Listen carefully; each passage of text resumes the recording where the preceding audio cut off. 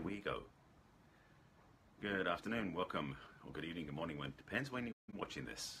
I want to say good afternoon, but it seems superfluous when you could be watching this in the morning. Welcome. Welcome to my broadcast. My name is Barry Selby. This is my daily Facebook Live talk. This is number 96 in an ongoing series of messages from the masculine. And this one is speaking particularly to the conversation about, I actually started it yesterday in the previous broadcast, but this is more direct to that, and it's related to a Facebook post that was on yesterday that really landed for a lot of people apparently. So I'll speak to this one directly, which is this: don't date out of loneliness, stay single. That's the title, and I'm going to break it down, explain it in a bit more detail if you bear with me and stay with me. But by way of introduction, let me start with the official things. Hi, my name is Barry Selby. I am a best-selling author, speaker, and relationship attraction expert. I help strong, successful women find balance in love, life, and business, and I am a passionate champion for the divine feminine. But this conversation is going to be for men and women. It's not just for women. So, men, if you're watching, let's talk about this too. I did talk about this yesterday about men stepping into purpose, which is a much deeper conversation in that particular aspect. This one's more global, inclusive, so for men and women. And it comes down to this. Many people out there, not me, not you, maybe other people, then again it might include us, have chosen to look at the dating apps or the dating sites or go out meeting people as a way to alleviate the loneliness, as a means to fill ourselves up with somebody else to pay attention to us and we pay attention to them, versus facing our own demons. Oh, sorry, I jumped ahead of my script there. I'll get to that one in a second too. So let me start breaking it this way. The big piece I want to teach you and speak to about is that loneliness and being alone are not the same thing. And I'll get to that in more detail as well. So I'm laying some seeds now that hopefully will make sense as we go through. So first of all, it's wise. In fact, it's, if I was a doctor, I'd prescribe this as a prescription to you, that after a breakup in a relationship, you should spend some time being single, period. I have a whole chapter in my book about relationship rebound, which is a dangerous habit to get into the habit, a dangerous pattern to get in the habit of doing. Doesn't work. And if you've been in that experience, that's so be it. Now, there are rare exceptions, I know, because friends of mine tell me, but I met the love of my life right after that last breakup. I strongly suspect that breakup wasn't the ones I'm talking about. I mean that when you've had your heart ripped open, or ripped apart, or broken, experientially speaking, of course, in a bad relationship experience, or in fact you have one that just didn't work for you, I highly recommend spending a period of time that ideally is more than a few days, in fact more than a few weeks preferably, being alone, being single, because the challenge is that if you could go from relationship to relationship with no gap, like overlapping, where you like leave one, start another one right afterwards, there's no time for you to get to know who you are. And in fact, for some people, being in a relationship is a way to avoid knowing who they are. Think about that one for a second. So let me speak to this piece about lonely versus alone. They are different. Lonely is when you think you're missing something, when you feel like you're missing something that someone else can fulfill you with, as in your happiness is dependent upon somebody else. And you know how much I hate I hate people dealing with codependence. I don't hate speaking about it. In fact, I do speak about it. Codependence is a dangerous place to play, same as this whole pattern. So if you're thinking that somebody else is going to fulfill you, make you whole, you completely, in Jerry Maguire terminology, you are delusional. You're deceiving yourself. You're lying to yourself. It's not the truth. You are whole and complete as you are. You are whole and fulfilled as you are. A healthy relationship, and this is what I always teach about, a healthy relationship is additive to who you are, not filling some sort of gap you think you have. It's a mistaken approach. So alone versus lonely are very different things. If you feel like you're being lonely because it's an emotional experience, being alone is just a matter of fact. If you're on your own, you're alone. But being lonely is a way of putting a spin on it that makes you feel like somehow you're missing out on something. It's not so much FOMO, it's not fear of missing out, it's somehow the sense that you don't have what you want. And it's a needy place to be in, which is codependent. So I tend to help my clients break that habit. Being alone, and in particular, being comfortable being alone, is the best place to attract a healthy relationship, as counterintuitive as that sounds. The reality is that a healthy relationship is where two people who are whole and complete, individualized, and happy with being alone come together and they add to their relationship with themselves, with each other. It's an additive experience. And that to me is the power of a healthy relationship. Now, I'm very much about powerful, healthy relationships, as you may have guessed if you watch my broadcasts. So being single after being in a relationship is not a consequence or a penalty for breaking up a relationship, because some people look at it that way. Some people look at the idea of getting out of a relationship where they were dumped, or where they dumped the other person because of a bad habit, bad situations, bad experience, or whatever it was, tend to look at being single as being in the penalty box. That they've got to get back in the game and date right away. They've got to get back into the dating scene and meet somebody, because the only way they can be happy is with somebody else. Wrong. Let me be clear about that. It is so inaccurate to think that way.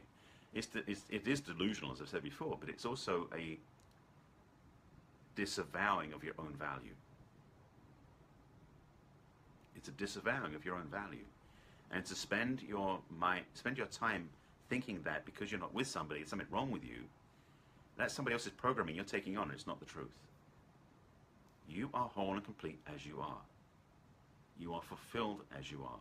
You may be thinking that you'll feel fulfilled when you're with somebody else. That's actually not true. Being with somebody else is additive to your experience. To be in a relationship with somebody else is the combination of two whole people. I've said this before, and I'll say it again, it's in my book as well.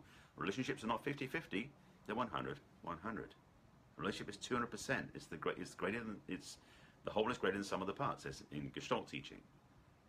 So a healthy relationship is where you don't come into a relationship dragging your empty void sack to fill yourself up from the other person. It's when you bring your wholeness, your fullness, your heart filled with love to add to the other person's heart filled with love. It's additive.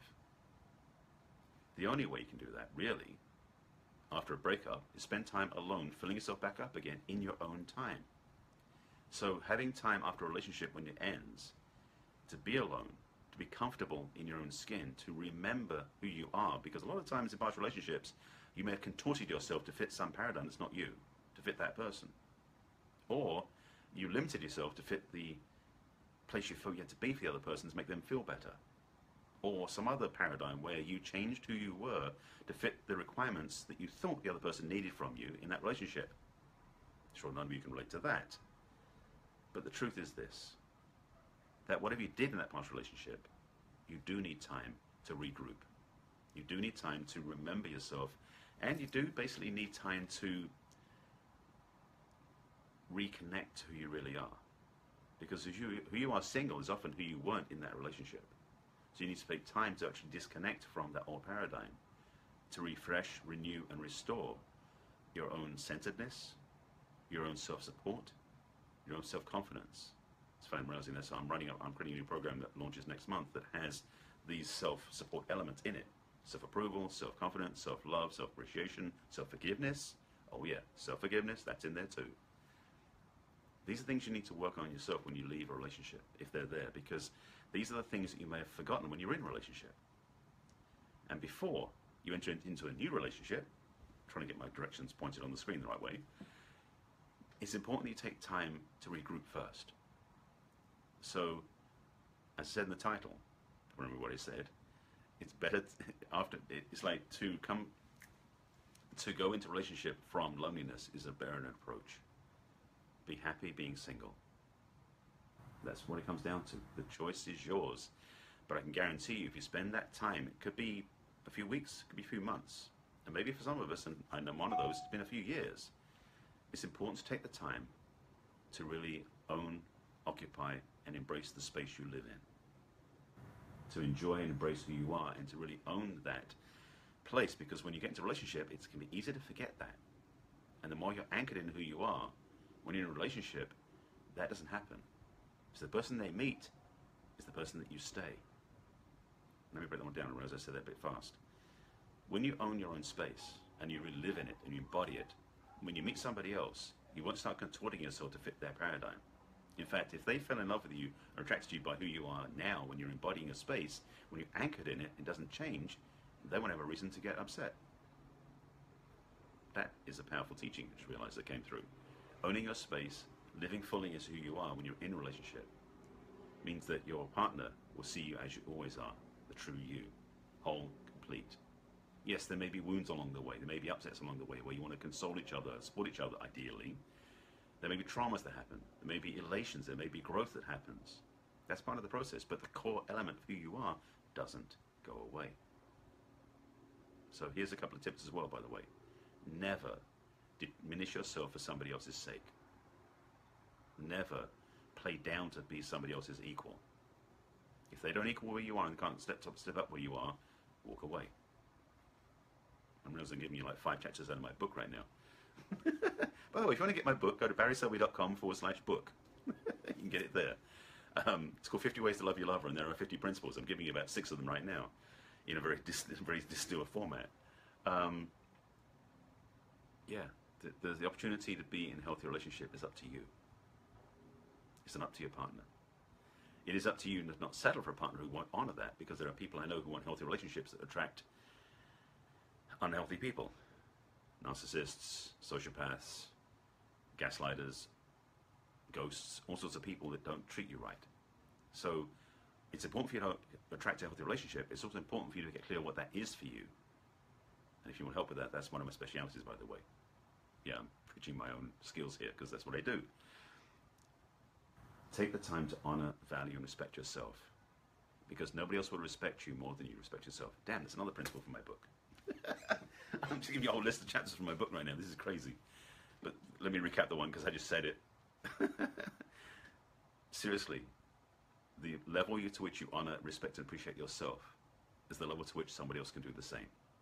So if you value who you are and appreciate who you are, your future partner will do the same, or you won't be attracted to them. If you don't honor yourself that much, it's not their job to raise it higher. They may want to do that, but it's not their job. It's not their responsibility. It's not your job to dump it on them and say, you need to make me feel better. Not a wise approach. So remember your self-love first. Remember you appreciate yourself first. Being single is a very healthy place to be if you choose it. So my recommendation is, rather than looking to get back in the relationship because you feel lonely, take the time to embrace, enjoy, and love who you are being single. It makes you more attractive, by the way.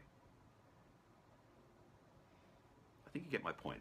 I've belabored it and said it enough different ways. I think you get where I'm coming from. As always, this is my passion to talk about this, of course. And as always, if you find this is valuable to you and you find it's valuable to somebody else, share it with them. This broadcast is for everybody, and the help is for those who want to choose it. So if you want support, reach out to me. If you want to see my other broadcasts, they're all over my business page. They're also my YouTube channel. They're also on my website under the video blog. This is number 96 in an ongoing series. Yes, I'm going to go to 100 at least before I decide if I want to keep going daily after that. And these are messages from the masculine to inspire the feminine heart. But this message is for both men and women, by the way. I know a lot of women are watching this, maybe a few men too, but it's all of you. Take this to heart. You deserve the best in a relationship, but it starts with you loving who you are. Got it? Good. Okay, that's it for tonight. I'm signing off. Take care of yourselves as always, and I'll be back in tomorrow with another topic in the ongoing series of Messages from the Masculine. Thanks for watching, and I'll see you again soon. Bye.